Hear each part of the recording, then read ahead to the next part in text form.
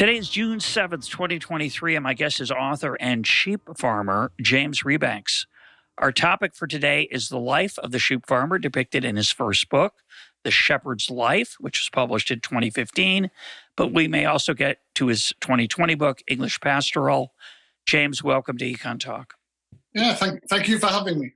Thank you very much. The Shepherd's Life is an incredibly beautiful book about what it's like to raise sheep, about what it is to be a son to a father and the father to a daughter or a son, and what it is to be close to the land in the course of daily life.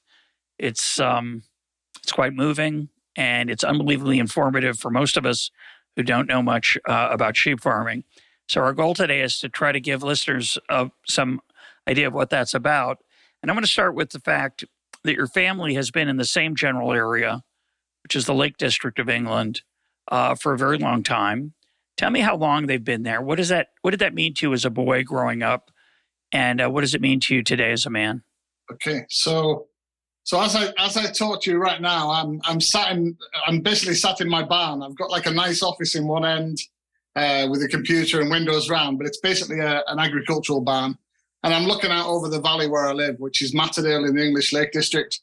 And yeah, my family have been here for a very long time. We've got paperwork my direct descendants were here to at least the early 1600s.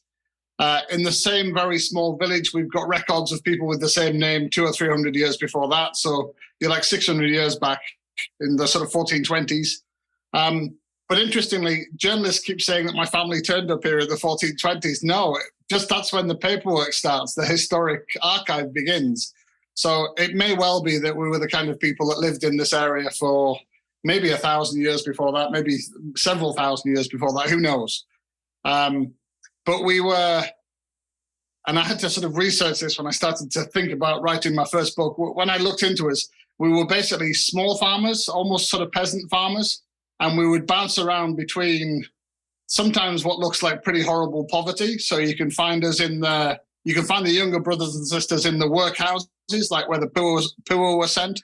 But in the good moments, I'm guessing the older brothers who got the farm under primogeniture, I think that's what they call it, some of them were established farmers. And they get mentioned in other documents, like there was a thing called the yeomanry in Britain, which is that the very large aristocrats want a sort of middle-class bunch of tenant farmers to get on horses and fight with them when they need someone to fight. And it looks like the more affluent members of my family became established farmers, and they occasionally did that. And they would fight the Scots, or they would put down riots of industrial workers or whatever that might be. It was very feudal, and we were bouncing around, not on the bottom rung, but just above that, really, occasionally dropping off the ladder when things got bad. So what does that mean to me? Well, it would just be academic, I guess, but the work that I do on the farm. So I'm a sheep farmer on the farm that my father and my grandfather lived on, not far from where we've lived for all of that period of time. And it's absolutely alive all around me. So the work I do is a continuation of their work and a continuation of everybody's work before me. So the flock of sheep I take to and from the mountain, we think the sort of genetic science tells us that they're at least 1,000 years old. There's some Viking sheep genetics in there, which means the same job I did last week of taking the sheep, the mother sheep, the ewes and lambs to the mountain, that's been done by somebody every single spring for at least 1,000 years without any break. There's no war, famine, any kind of big historical event that's sufficiently damaging to stop that happening even once. So that's had to continue for the whole period, at least 1,000 years, maybe 4,500 years. So it's been absolutely about hanging on, and it's absolutely alive. I can't forget about it because it's all around me. I pick a stone up to repair like a stone wall or a stone dike, and it's been picked up by somebody who's either one of my ancestors or somebody like us who did it before. I work with the sheep. It's something that somebody's done 1,000 times before. And I think a lot of modern thinking, and we can talk about this later, a lot of economic thinking centers on the individual and the individual's happiness or the individual's utility. And I became more modern when I got into my 20s and had a slightly different life. But when I came back, what really struck me was I'm not very important.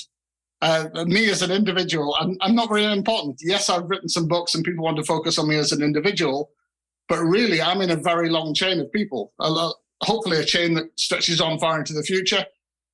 I'm quite insignificant. The sheep were there at least 1,000 years before me. The mountain was there for millennia, forever before me. The work goes on in cycles. It makes you feel quite small, but I'm not crushed by that or disappointed by that. I find that good, really. I think it's humbling in a good way.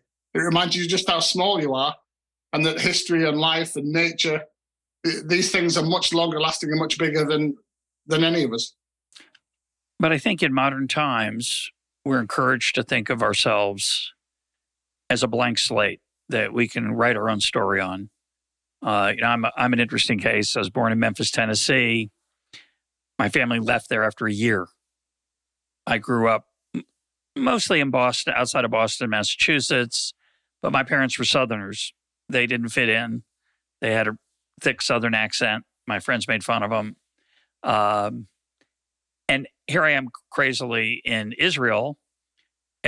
Came here at the age of 66 2 years ago to what is the Jewish homeland, a place where we have been for off and on, mostly on, for I think smaller or bigger numbers, but we've been here for 3,000 years. And there's something incredibly humbling, as you say, about realizing that you're not a very big part of a very long chain, but you are part of a chain.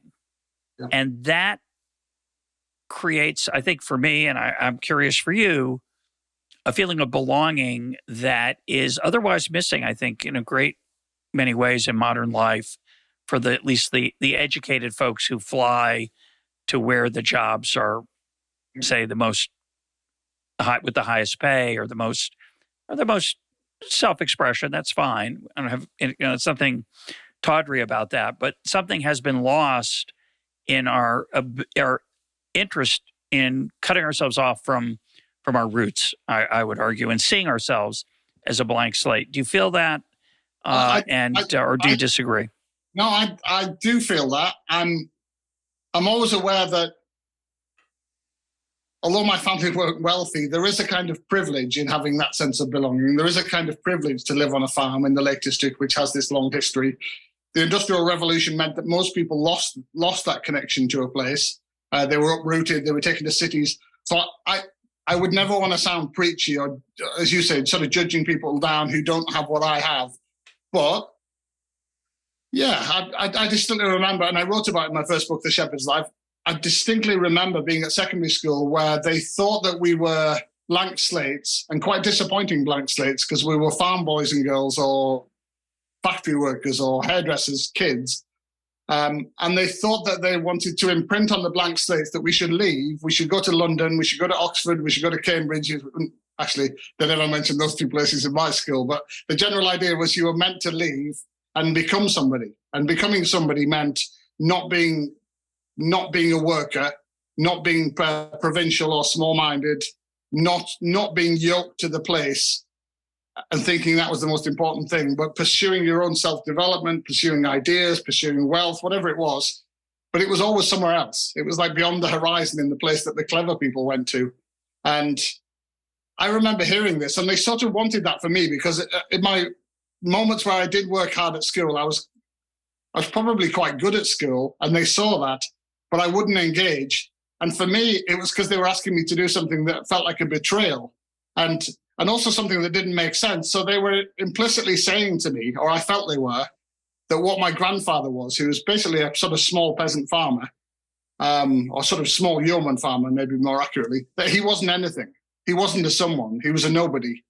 And I remember being enraged by this, because it seemed both illogical and unfair and blind. So I would hang out with this old man who's my grandfather, and he was wise and he was clever. He knew all of the wildlife around him. He knew all the people in his community. He was respected. But it was somehow all beneath their gaze, beneath what they thought was important.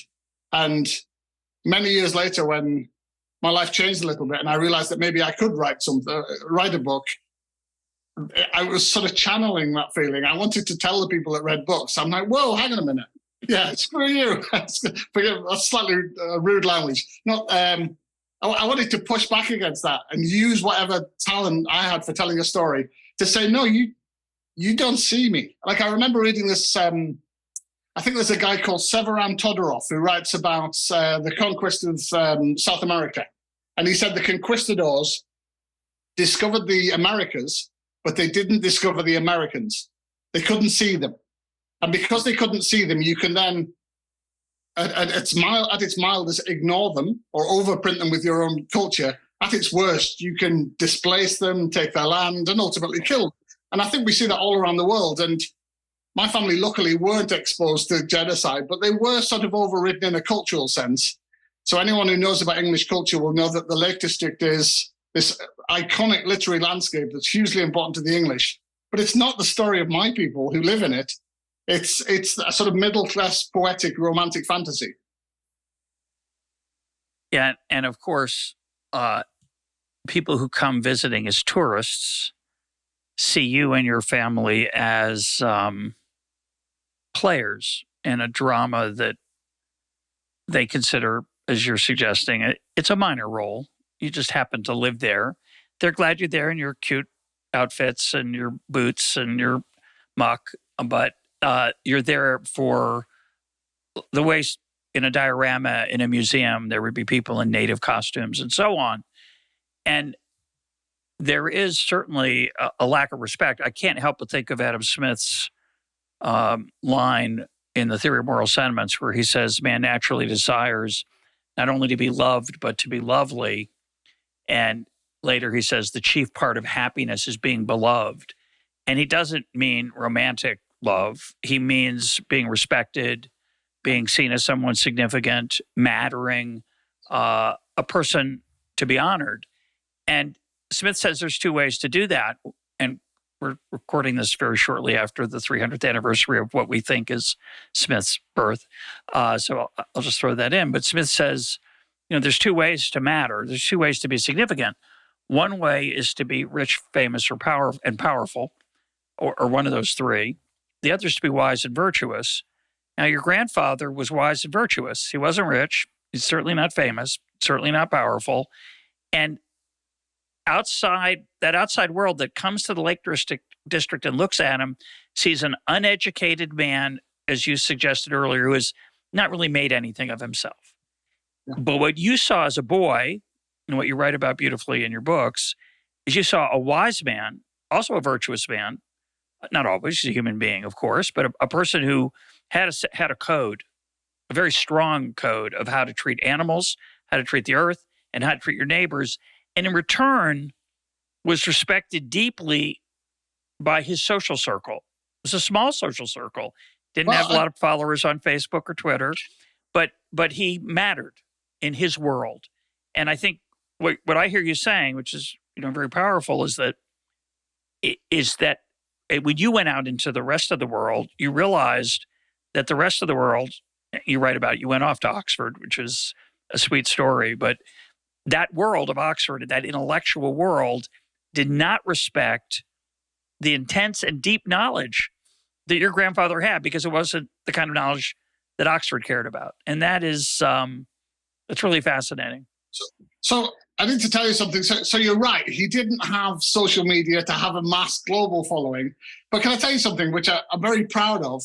Despite no one ever hearing of my dad or my granddad, who were both farmers, when they died, they couldn't fit everybody in the church. There's like 450, 500 people turn up. And some of that's because they went to everybody else's funeral, and we have a very close community, and it's reciprocal. And some of it's just a very quiet respect from working people for other working people, or because he's lived by a code. And as you say, it wasn't perfect. I don't think he was a particularly good husband, and my grandfather may not have been a very good father. But in terms of somebody who lived in his community and lived by a certain code, yes, there's a lot of respect there. And I think what really shocked me when I got into my 20s and I started to read more, and I started to understand the wider world more, because circumstance threw me out into that world really, was how if you're not in books, if you're not in books particularly, but if you're not in books and films and radio, you don't exist in the modern mind. You're sort of out with the culture.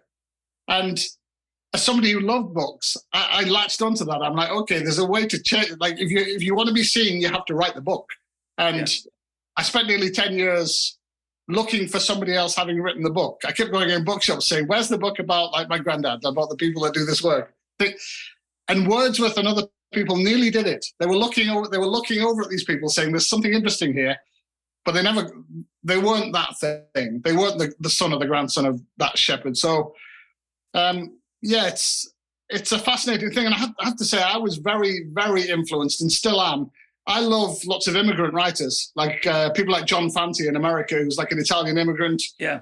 Or more recently, people like Junot Diaz, who are, I think they call it writing back against the dominant culture. Like it's sort of fighting back against sort of colonial mentalities, fighting back against class.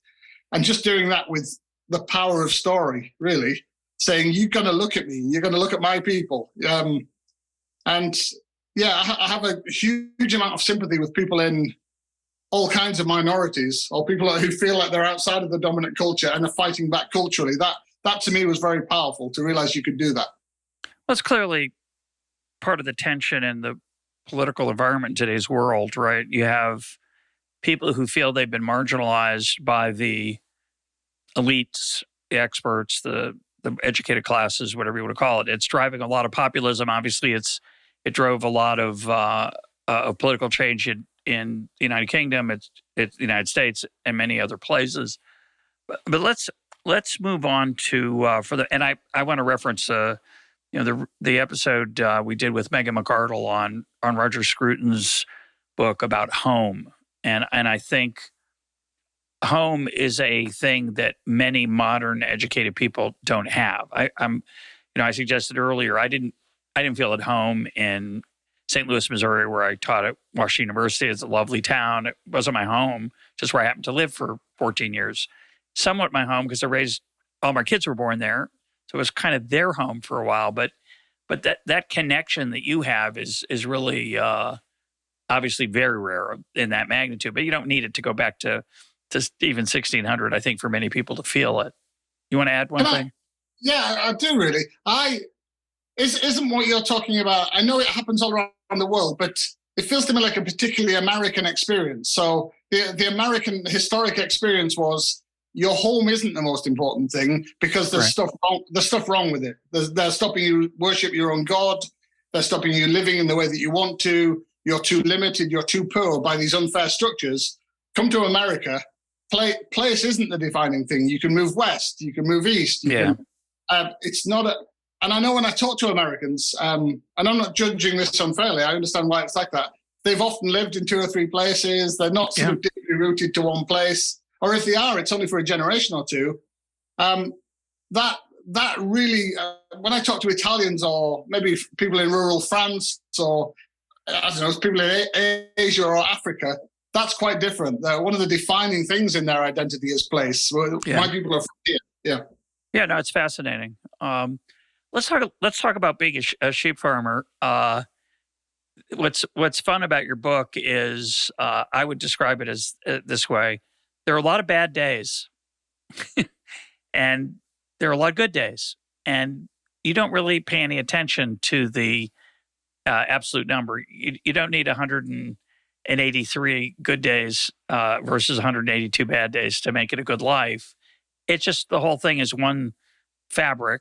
One texture, and the bad has to come with the good because it rains and you have to be outside, and sheep are difficult and they get diseases and they die and they get attacked, and it's just part of life. So give us a couple bad days, things that when it's hard to be a sheep farmer, and then a couple good days.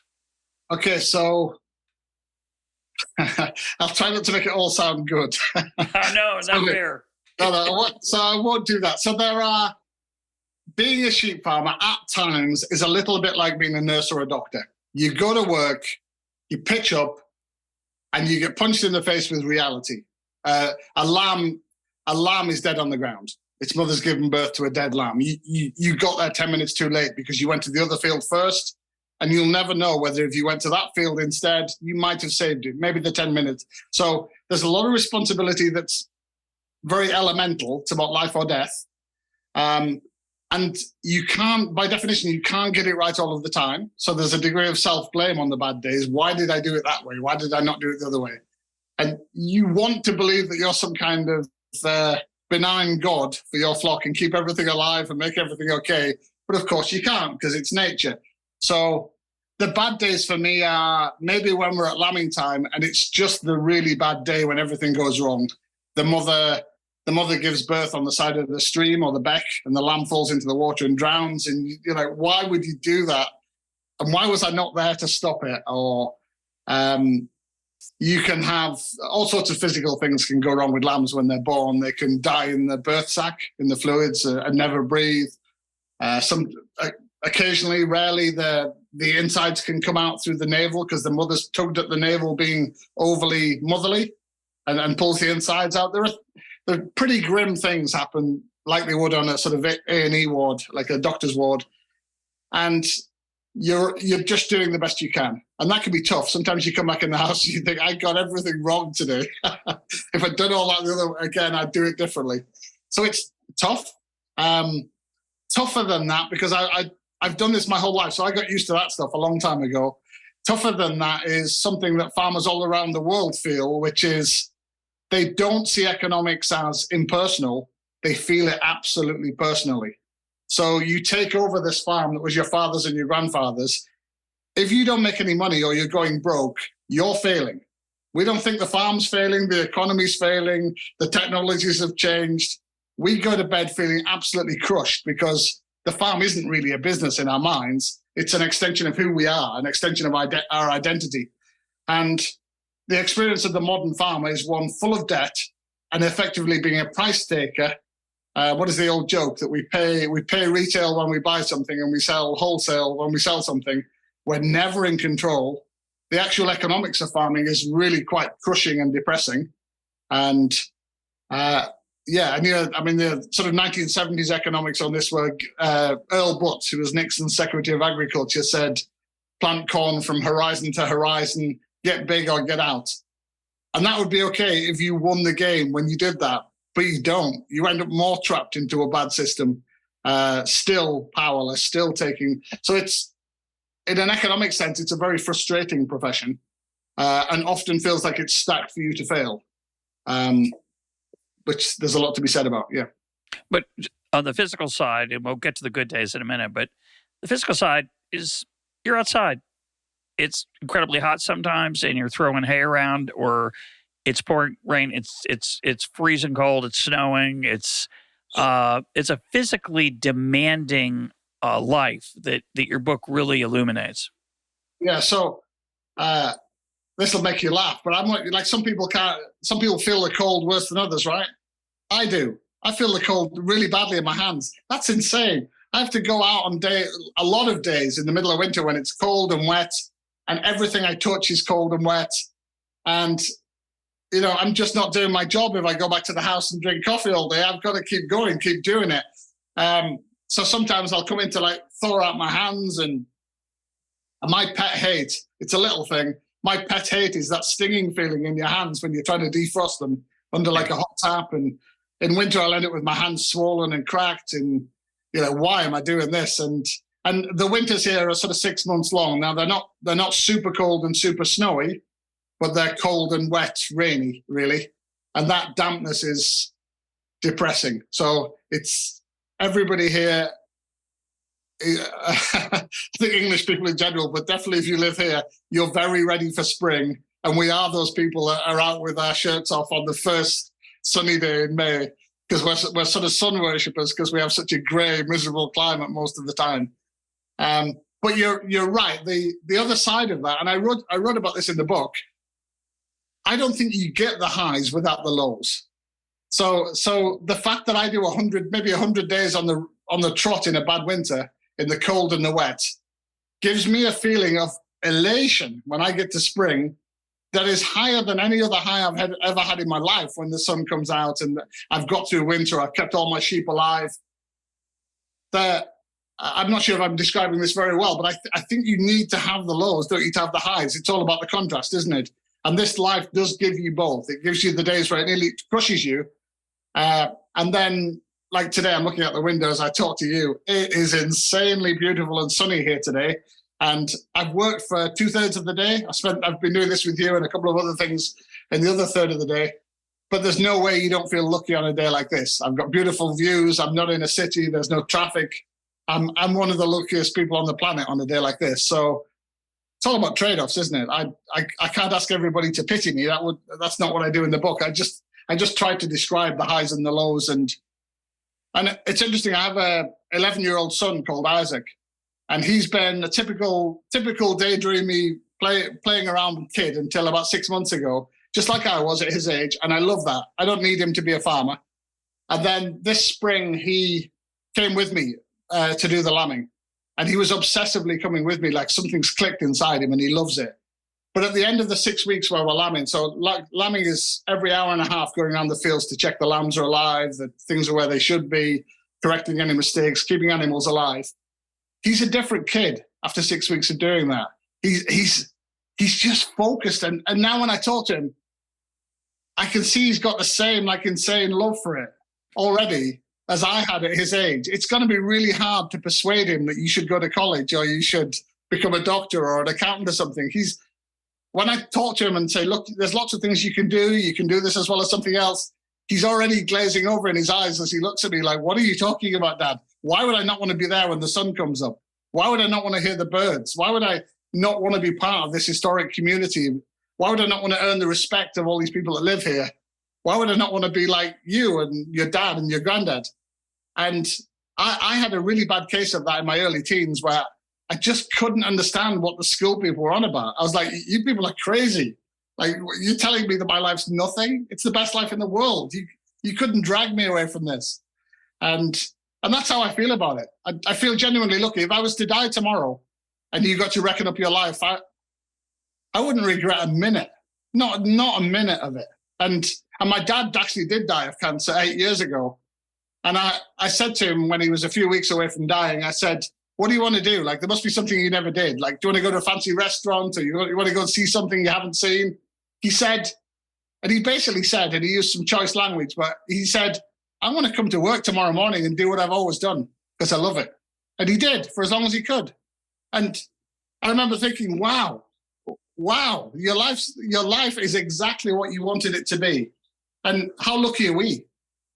I don't know what there is above that. Well, there's a big debate, not a debate, but a big conversation, I think, that'll started in recent years, and it's going to continue. It started really, I think, with the beginning of outsourcing, the worries that in America that all the jobs would go to China or Japan or Mexico. It didn't matter. There's always a different country to be allegedly afraid of. And then it was, driverless cars, or now ChatGPT. There's going to be mass unemployment. There are going to be millions and millions of people who won't be able to work, who can't do what they've been trained to do or the skill that they have been investing in. And we're going to have some sort of universal basic income to take care of people who are no longer able to contribute to the world around them. And I don't know if that's going to happen. I think some of those fears are grossly overblown, but it could happen. And I think what fascinates me is economists look at work as a trade-off. You really want to just be laying around all day. So, but if you want stuff, you've got to work. And so people work to get stuff, and that's why they work. And if they didn't have to, if they could get stuff a different way, they wouldn't work. We talk about incentives of welfare programs. We talk about tax incentives that discourage work, economists do. And universal basic income would be an even more dramatic change if it happened. But there's a voice inside me, and a voice, I think, inside a lot of non-economists especially, that says work is where we get our sense of meaning. And some people would say, no, I hate my job. I do it begrudgingly.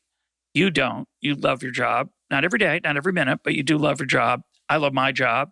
I don't have any envy of you. I have a little bit, because there's something poetic in me. I'm a bit of a not as much a Wordsworth fan, but the poet's desire for that romance of land. And I think one of the things that comes through very strongly in your book is work is what we came here for. When I was reading your book, I was reminded by the Gerard Manley Hopkins poem, As Kingfishers Catch Fire. And it's the last line of the first verse. Is the last part of the line. What I do is me. For that I came. What I do, my work, my activity. It's not an intellectual thing. It's not a contemplative thing. That's not me. What I am is what I do. And that's why I'm here. For that I came. That screams out in your book. So talk about how your father and grandfather's work ethic, what it was and how it affected you. So that's a good question. And I'll come back to my family in a second, but what I really think when I hear you talk is work was ruined by the Industrial Revolution. Work was ruined by economists. The Industrial Revolution thinks it's great to break apart work, doesn't it, into highly specialized, simple tasks that anybody can do if you put them in a row in a factory. It doesn't ask, is that work more meaningful to the people that do it afterwards? And I'm not an absolute fool. Adam Smith's right. Making a pencil in that way is infinitely more efficient than doing it with one person trying to do it all with all the wrong skills. I know that, but the idea that we're and I find this all the time, particularly with very educated people, the idea that that people are trying to escape from physical work. I think this is just nonsensical. This has no meaning at all in my community. I'm terrified by technologies that will take away people's work, because what I hear in that is we'll take away their sense of purpose, we'll take away their sense of meaning, we'll leave them bitter and angry and ripe for being exploited by populists and other sort of political lunatics. I would put an axe in the machine right now, quite frankly, with some of the AI and some of the technologies that are out there, and I don't care how badly I'm judged for that. But in our family, it wasn't that work itself was elevated. It was that the life that we were part of was all that you could hope for in a way. And it had ups and downs, but to participate in it gave your life meaning. And it was, maybe that doesn't make sense to other people, but so my grandfather's life was the sum total of all the work that he'd done.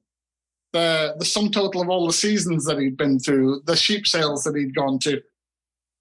And actually my father was even worse. My father was a hopeless businessman. So when I'm 20 years old and I'm starting to read books about economics and I'm starting to wonder what's wrong with our world and be more economically literate, my dad's going to help the neighbors and not charging them any money for leading the hay in and things. And I'm like, whoa, why are you doing that? Why are you working for nothing? This makes no sense.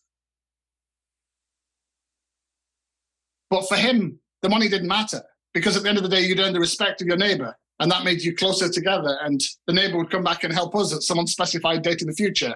And we were all better off because the work got done anyway. The hay had to go in the barn and the livestock would be fed.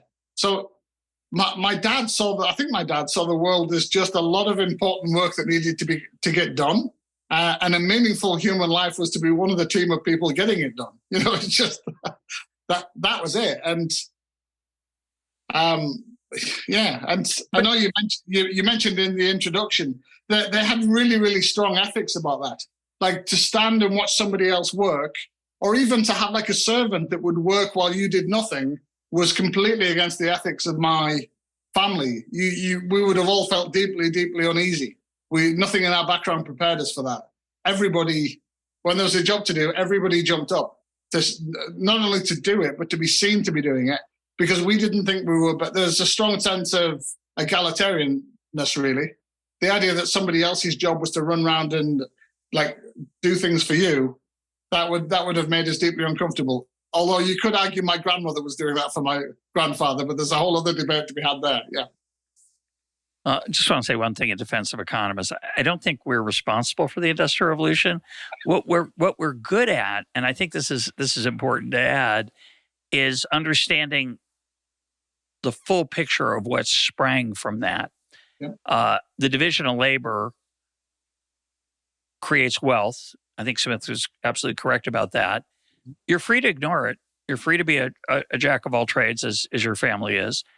But if you don't ignore it and participate in that weird social milieu of specialization, you create something extraordinary, which is a higher standard of living. And that allows things like a longer life expectancy, medical innovation, and so on.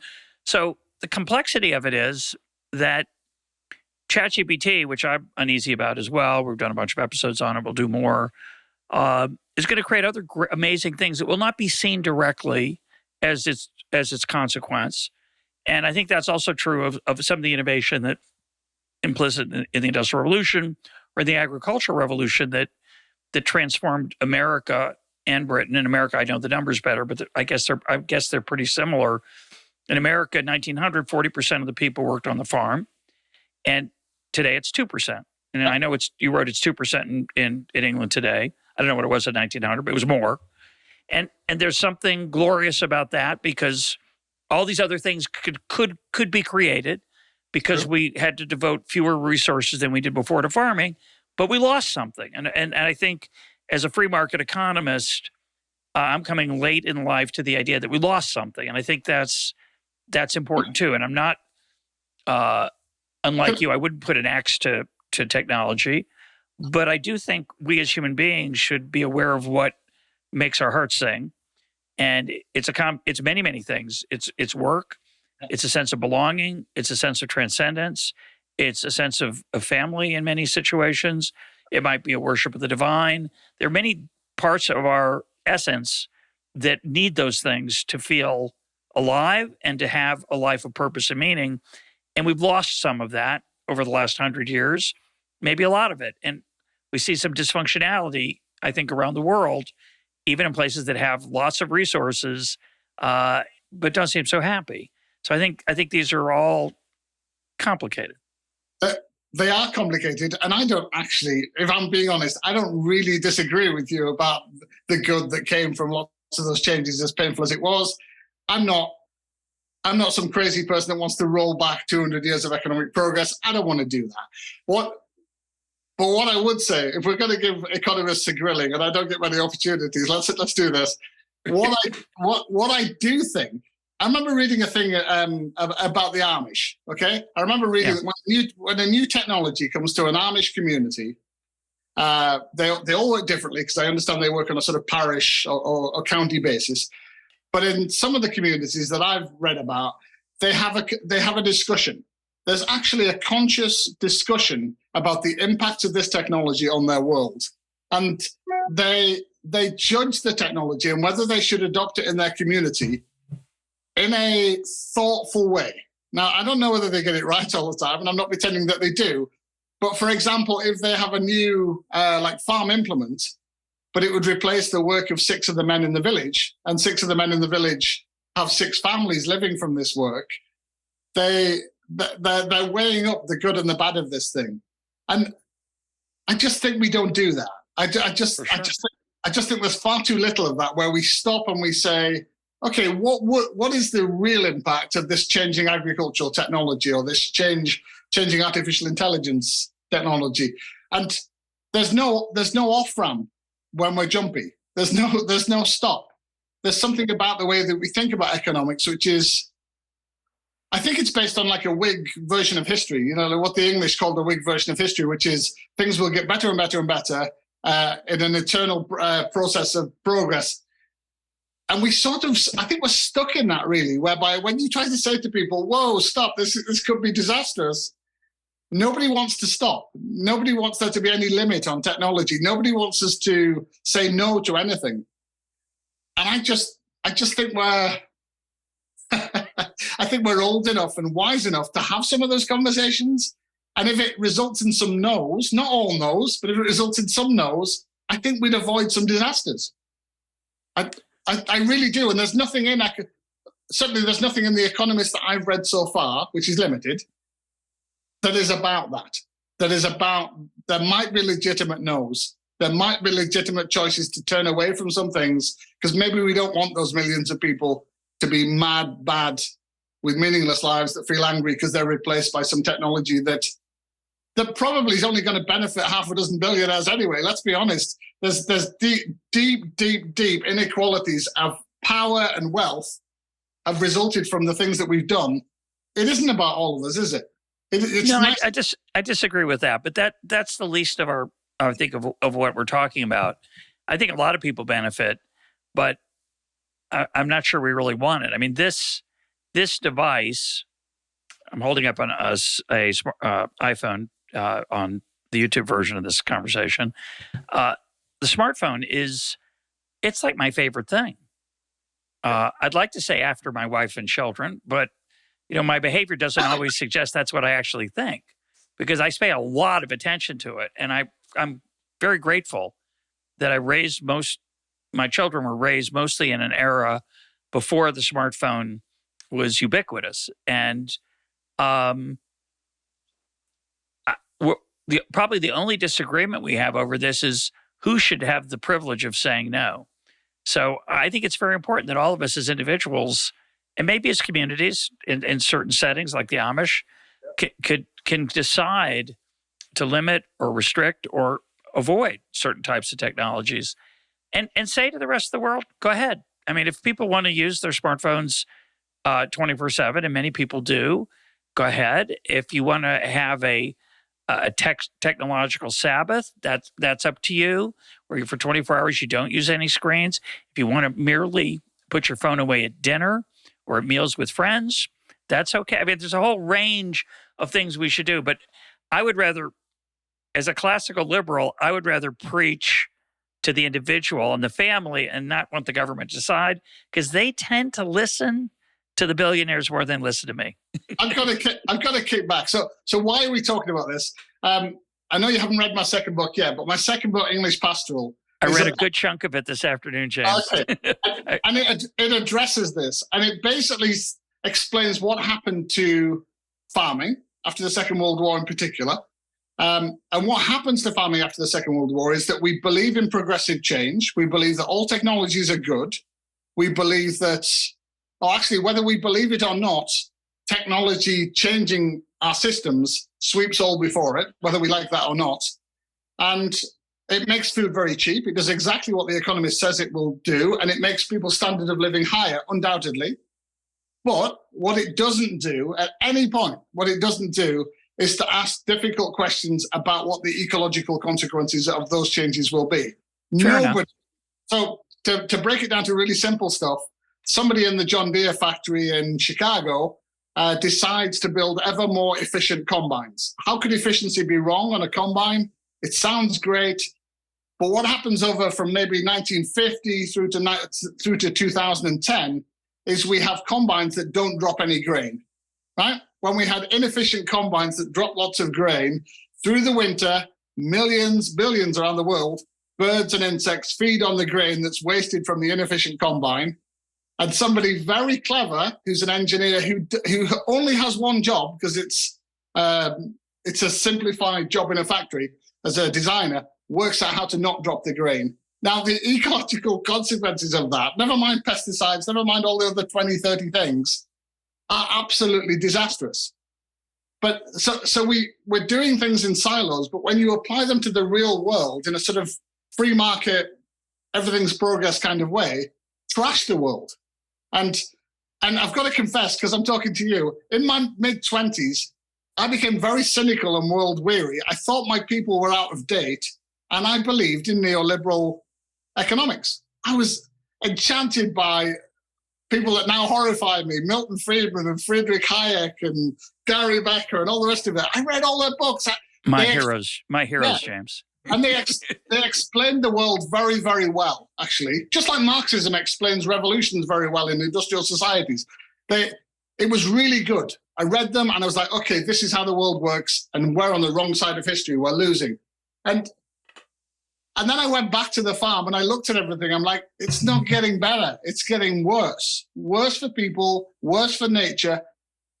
At the very least, there's some blindness in the theory. And I would argue the theory is just way too simple.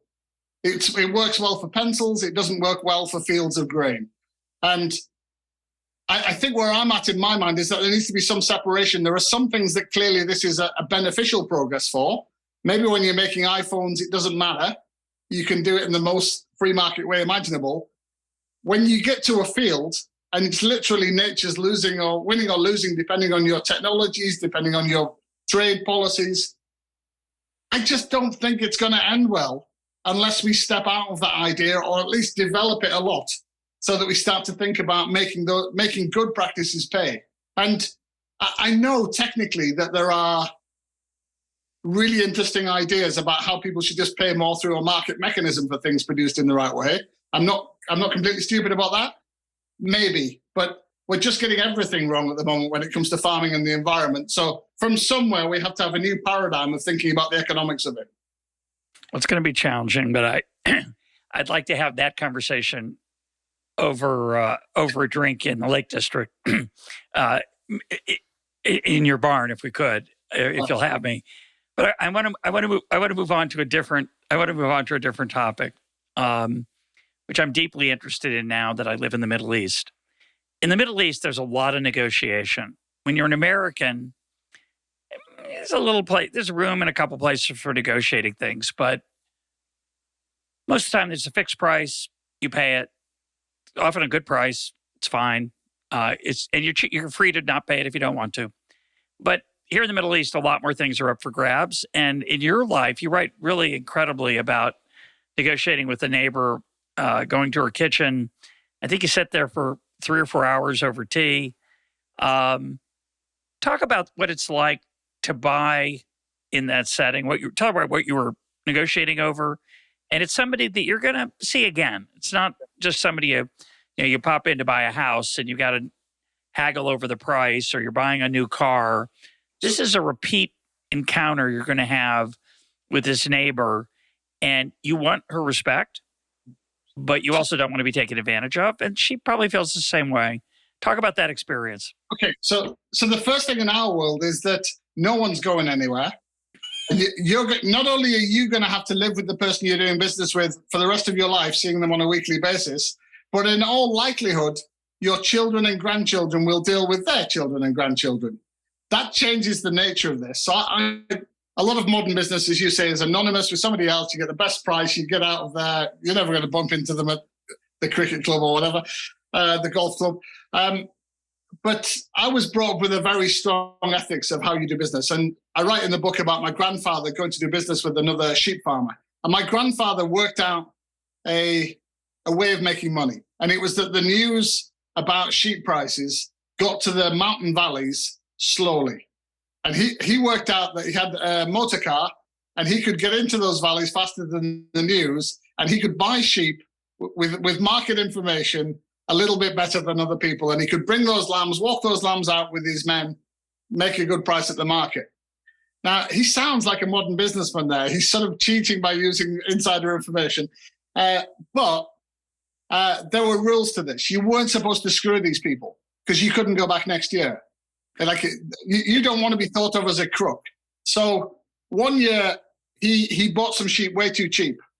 And he got home from this journey and the price had gone up even further and he knew it looked bad. He bought these sheep way too cheap.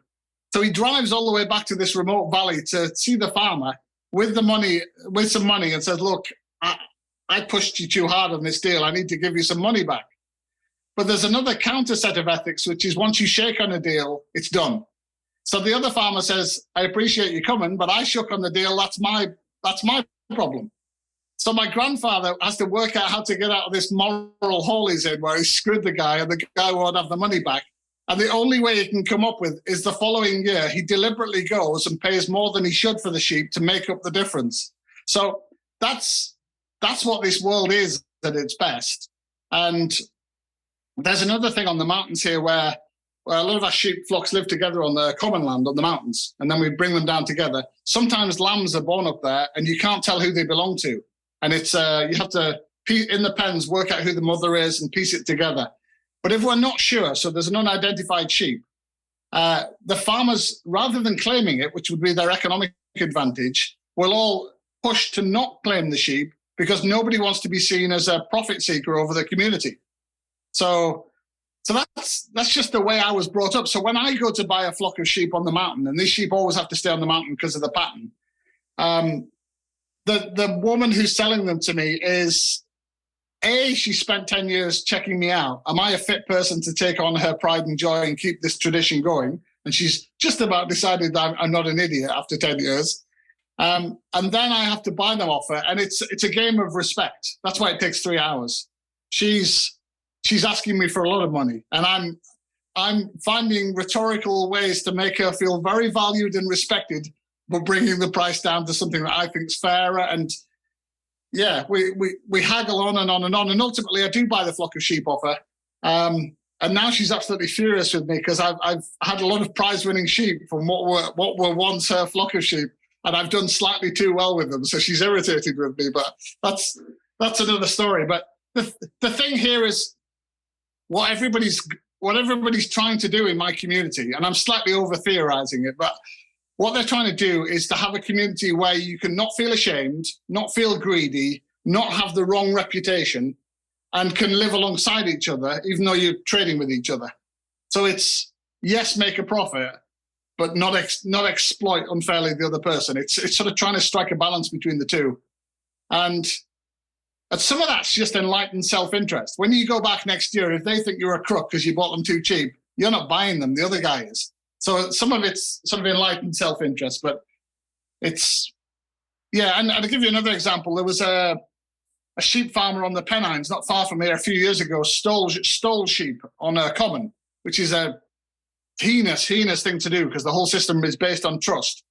And he was caught. He went to jail, actually, for doing this. And when his sheep went through the sale yard, the auction mart, all of the farmers turned their back on the sheep being sold as the ultimate disgrace. We won't even touch your sheep because we disrespect you so much. And one farmer from another district didn't know what was happening and bought these sheep. He goes into the sale yard office and says to the auctioneer, what just happened? What did I just step into? And they explained it to him, and he said, in that case, I don't want to buy them either, and hands them back. So it's a slightly Old Testament. It's a little bit brutal. But I see a lot of good in that, really. I see a lot of people who are trying hard not to screw each other.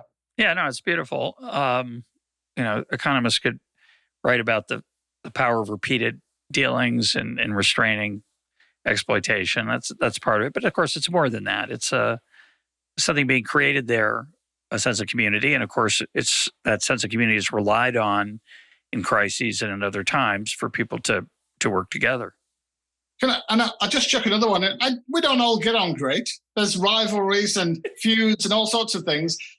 There's some farmers not a million miles away from where I'm sitting now. I have very different ideas about things to them. Okay, we don't really like each other. We're never going to be best friends. And yet when my father died, they were the first people to come. And they said, if we can do any work on the farm this week, let us know. If one of the wives cooked a cake for my wife and brought it, you're like, whoa, like we don't like each other, but you're actually going to look out for me in my worst week. And I just remember thinking, wow, that's something. Yeah. Yeah. No, it's beautiful. Sorry, Anna, can I go back a couple of steps? So when we're talking about work, if I'm really honest with you, I don't think there's anything more important for a human to do, if I'm honest, than some kind of contribution to building a better world around them, with their partner, with their family, with their community, with their country. So to me, work's the opposite of meaningless. It's the absolute meaning. Let's build better communities. Let's restore our environment. Let's grow food that's healthy for us. I want to do more of that, not less. I'm now looking at how can I help people maybe haven't got land come onto my farm, and we'll have some sort of cooperative that grows maybe fruit and veg through the summer or something. I want more cooperation, more collaboration than even we do at the moment. I feel like that's how we're going to mend the world, the mess that we've got into. It's a nice idea. Before I forget, I want you to say something, describe the process, because I love this. When a lamb is born, and its mother dies in delivering the lamb, or the lamb dies and the mother is bereft of offspring there. Tell what you do with the skin, because that's an incredible story. So if anybody's listening to this while they're eating food, maybe turn away for a second. But basically, there's an ancient thing that's been done forever, really, in shepherding communities, which is the mother accepts the lamb as hers because of the smell of the fleece, the lamb's fleece. So if a lamb's dead and we're trying to adopt another one on, pretty crude. It's not the prettiest thing, but we cut and pull off the skin of the lamb, and we make it into like a waistcoat.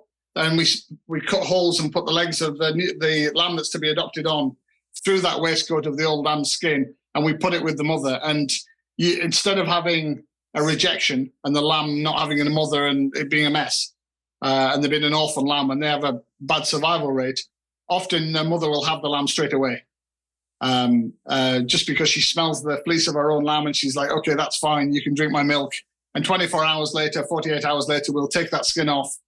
That's the end of the grossness. And then the lamb will be passing her milk and will smell like her anyway. So, yeah, there's a lot of things about our world wouldn't be for the faint-hearted, but the things that have always been done and things that work. You know, the test of these things is, does it work? Does it make these things function better, like in a way that works better for the animals and everything? Yes, it does. Is it a little bit gross for an hour or two? Yes. Do you eat lamb? Yes. Love lamb. And the farm itself is producing, when you sell your sheep, yep, where's the revenue coming from? So a lot of the really big farms will only produce commercial sheep. So they're producing two things. They're producing breeding sheep for other farms. So a mountain farm typically breeds young females to sell to lowland farms. So you're not using the grade 1 agricultural land for the breeding of the replacement females. You do it on the poor land in the mountains and sell them down. And then the males are being used for meat.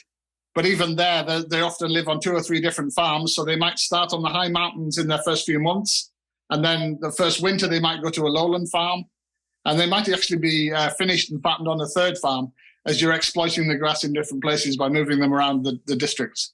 So there's an ongoing, in all of our communities, there's like auction marts where this trading is happening all the time.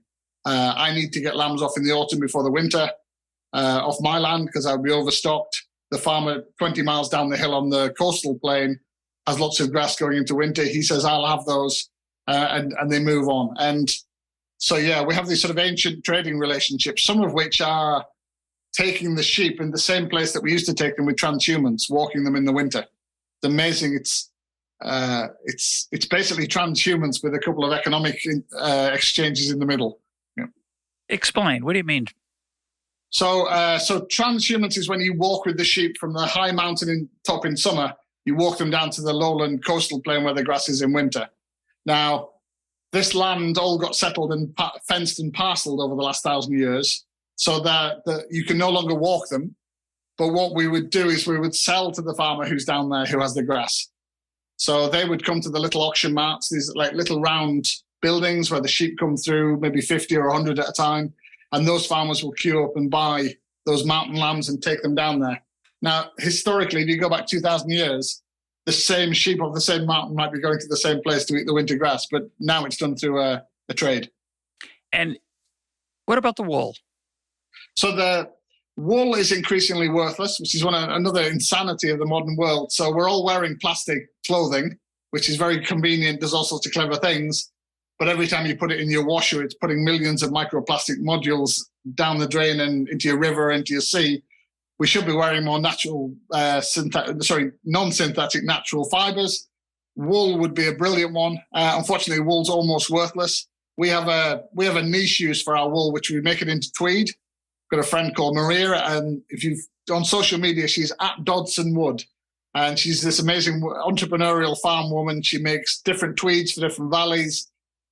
She's sort of tell you the full provenance of the wool, which farm it came off, what kind of sheep it came off, and that really, really beautiful tweed rugs and throws and bags.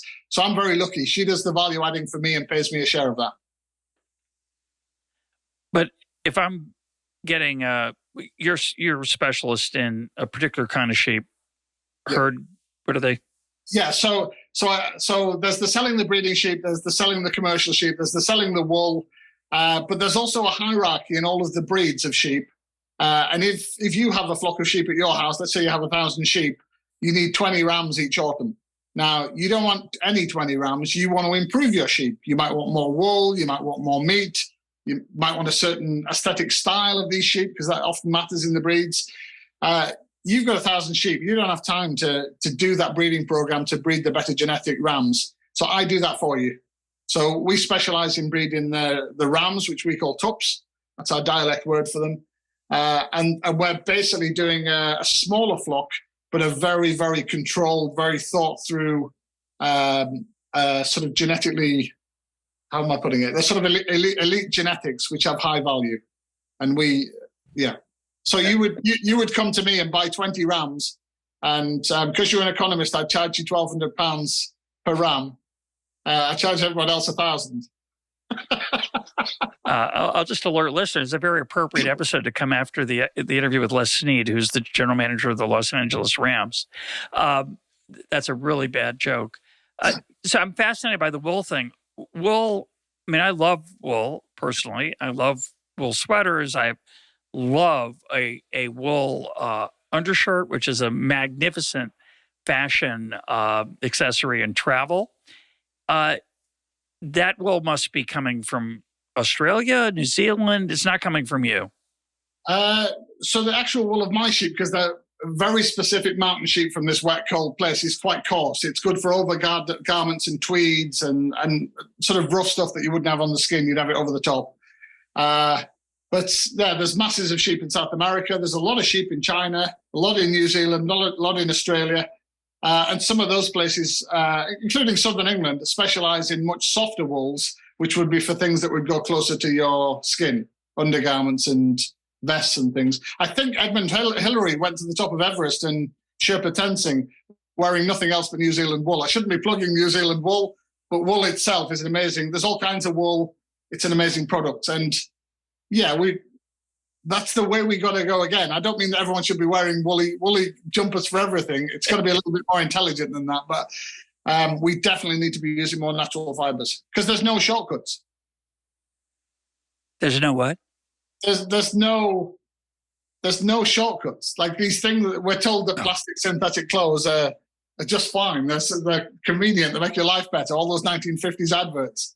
But of course, they're not better than that preceded them in lots of other ways. There's real drawbacks. So, and I'm sure you care as much as I do that the real costs of things, the externalities, are reflected in the market price. Otherwise, we're in a real mess. James, those Oxford years paid off. You hate having me on this show. What? Are you hating me right now? No, I'm enjoying it immensely. I learned so much from your book and the writing about what it's like to work close to the land. I mean, I've spent some time in my life against the romanticization of farming. You don't romanticize. Well, the reason I like your book is you don't romanticize it, but the good parts, you're very eloquent. I want to close with let's talk a little bit about the Lake District. We've had a number of episodes on this program about the phenomenon of rewilding. And of course, many people assume that the Lake District is so iconic, it's so British, it's what could be more natural. But of course, it is formed by the centuries and millennia of sheep farmers who have made it what it is. And if we went back 2,000 years, it wouldn't look anything like its current idyllic patterns that Wordsworth and others were so taken by, in particular, in contrast to the urban life that they were living.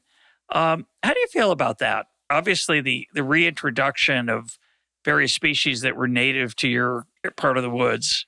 There'd be some woods, be more woods, and those native species, a lot of them would eat sheep and would make your life less pleasant. And but I know you're also involved in wider global issues of farming and wilderness. And what do you feel about this rewilding movement? And so I'm honestly, I'm conflicted by it. If Sure. it means humans are responsible for the world's ecosystems now, and we have to put way more nature in them, I'm on board. In fact, I'm a cheerleader.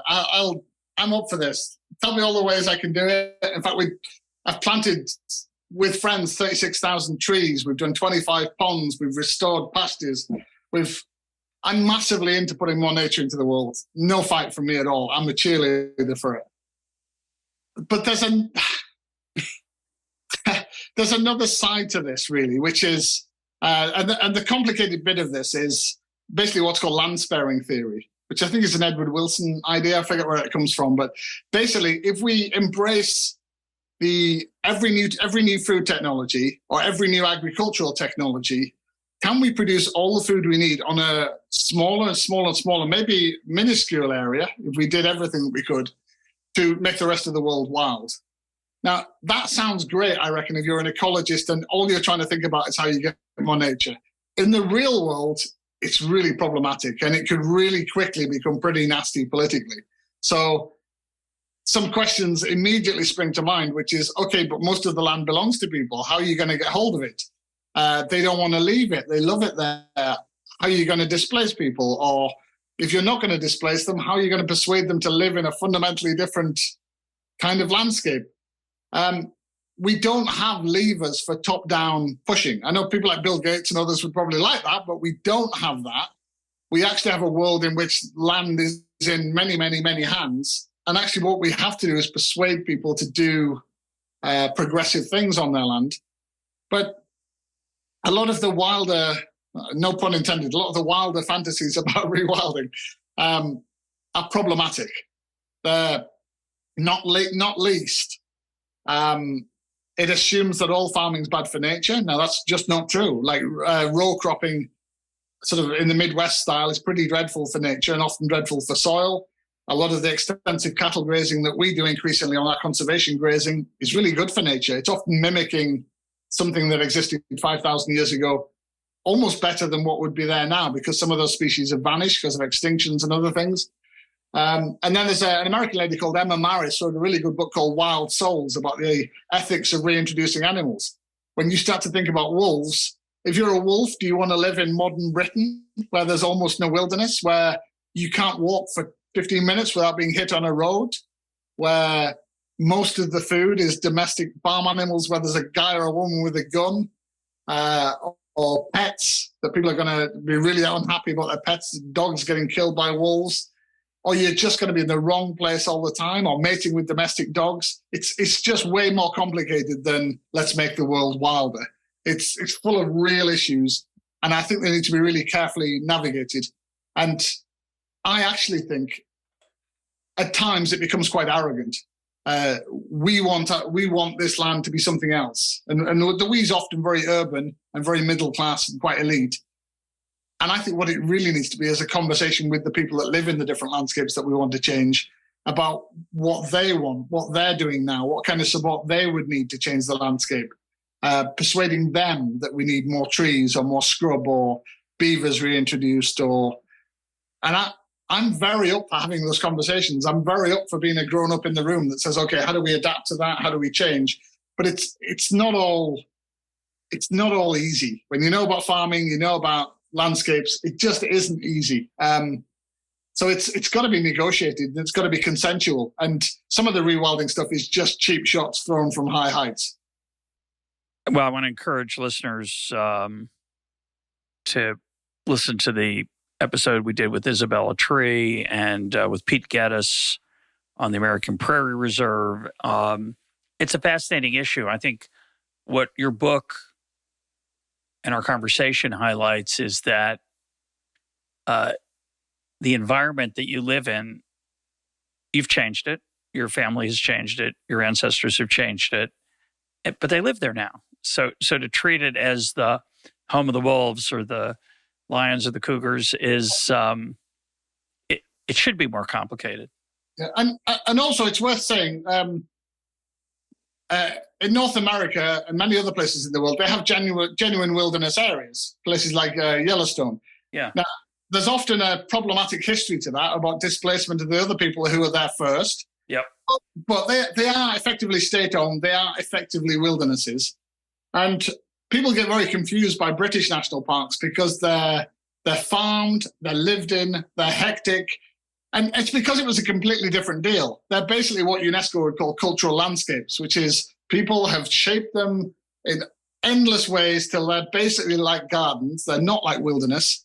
And the deal of them not becoming national parks was kind of a post-war thing where British government said, we're not going to buy them. We're not going to take control of them. You keep the ownership of them. You keep farming. But we want to bring a whole lot of people who we think deserve bank holidays, deserve paid holiday, need somewhere to walk, need somewhere to feel fresh air or sail on a lake. That's what the deal was. So that too is complicated because it doesn't belong to the state. It isn't primarily for wilderness. There's undoubtedly a need for wilderness in every country, in every ecosystem, but that isn't our starting point. So, and I have to say, we do so much stuff about habitat restoration that by some definitions, I get accused by farmers of being a rewilder because I've done so much nature restoration. And then other people say I'm a critic of rewilding. I'm like, no, it's just too simple.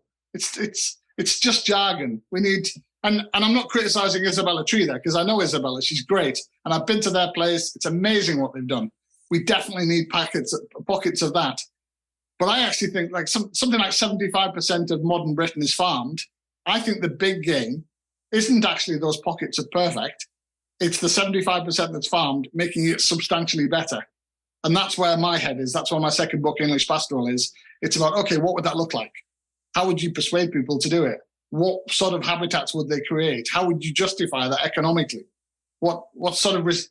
And what we have, sorry, I'll do this very quickly, but what we have in Britain at the moment is a lot of talk about nature restoration, a lot of talk about rewilding, but actually a lot of deregulation of farm products and our relationship with supermarkets, free trade deals with the rest of the world, so things are coming in and undercutting us from systems that don't have the same regulation.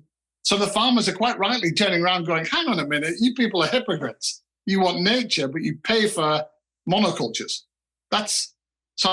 I'm not the font of all wisdom on this, but I think we need to think about this in its totality. We need to think about its impact on people and what we really want to pay for, because it's very easy to say wilderness if you don't then pay for it, if you don't pass the laws, if you don't have the trade policies to back it up. My guest today has been James Rebanks. His book is The Shepherd's Life. His second book is called English Pastoral. It's also, I think, been issued under the title Pastoral Song. Right? Is that right? Yeah, in America it's called Pastoral Song, yeah. James, thanks for being part of EconTalk. Thank you.